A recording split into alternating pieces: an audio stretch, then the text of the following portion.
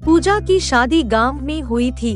वैसे तो वो बहुत समझदार थी, लेकिन घर का एक भी काम नहीं करती थी। बस हर समय दोस्तों के साथ घूमना या शॉपिंग करना, यही आदत थी उसकी।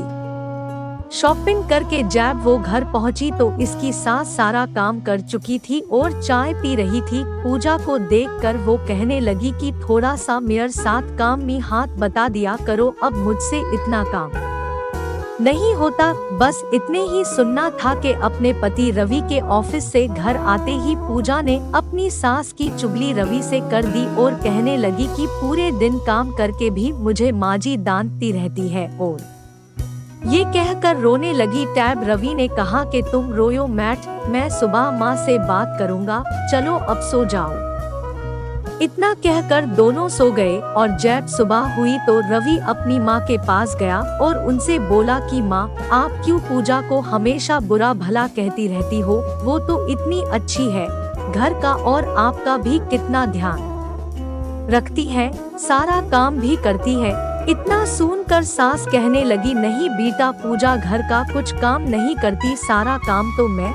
इतना कहते ही रवि ने कहा, बस माँ, अब मैं कुछ नहीं सुनूंगा और अब से आप पूजा को कुछ नहीं कहेंगी। इतना सुनते ही माँ की आंखें भर आई और वो रोने लगी। पार रवि उन्हें रोता छोड़कर ऑफिस चला गया।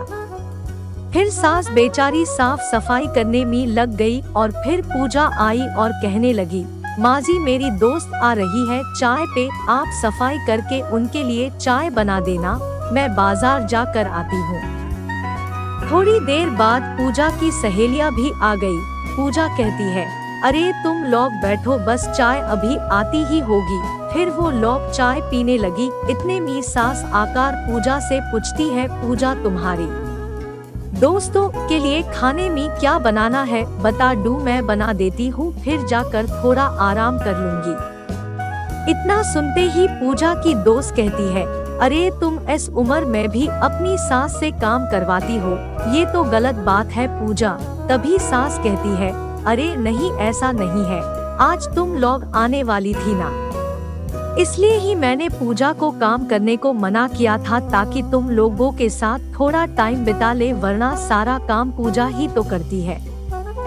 अपनी सास के मुंह से ऐसी बातें सुनकर पूजा को अपनी गलती पे पछतावा हुआ और वो फूट फूट कर रोने लगी। तभी सास उसे चुप करा के कहती है, रो मत बेटा, तुम्हें अपनी गलती का एहसास हो गया, मेरे लिए इतना ही काफी है।